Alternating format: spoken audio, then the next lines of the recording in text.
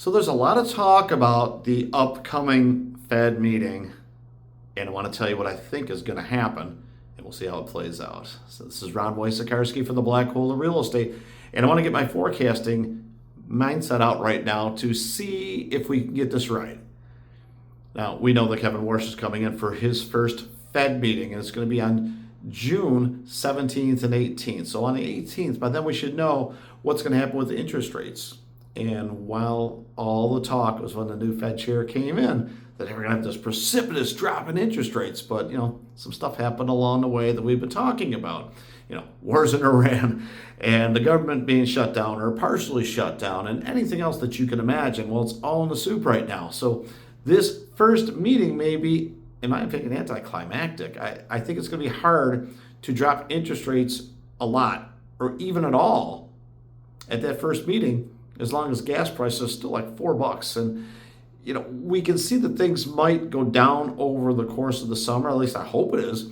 But I think what we're looking at right now is that this first meeting, it's just going to be, let's keep it how it is. Let's monitor for another meeting, another month or so, and let's see where things are at. Maybe it's a better economic climate to make that first rate drop. Now, don't get me wrong. I think people are waiting on this. I think they really, really want to make this rate drop over here. But it's not just the Fed chair, it's the whole board, of governors, and they all have to vote on this. So I think it's going to be, I'll say hotly contested. It might be mildly contested, but I don't think it's going to happen. So I think that we see in June nothing changes with the interest rates, which may or may not slow people down. Quite honestly, I think if you're going to buy a quarter point or an eighth of a point, probably just going to stop you from buying the house that you want to buy, but it may cause you to wait if you don't urgently have to move or with a compelling reason.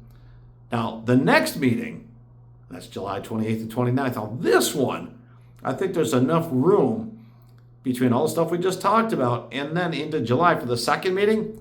I think you could put a rubber stamp on it. Boom, quarter point reduction. It's just going to happen in July. Even if things aren't swimmingly and good and fantastic, I think that they're going to say one of the two meetings, at least we're going to have one drop in the interest rates. And I think that there's a lot of good economic reasons right now to forecast that. So nothing on the first one, yes on the second one.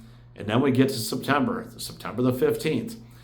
This is the last one that we're really going to say is going to have an effect on what's going to happen in the real estate market as far as activity levels. So I believe that on the 15th, you're also going to see another rate drop. And I think you're going to get 0, quarter point, and quarter point over the next couple of months. And it's going to lead to an odd rally of sales because June and July will be okay. But I think August could tick up with that rate drop. And then oddly enough, September, which usually isn't a super busy time for real estate, with a second rate drop might spur some people to make purchases that they might not have made in other years because maybe they just delayed it over the summer.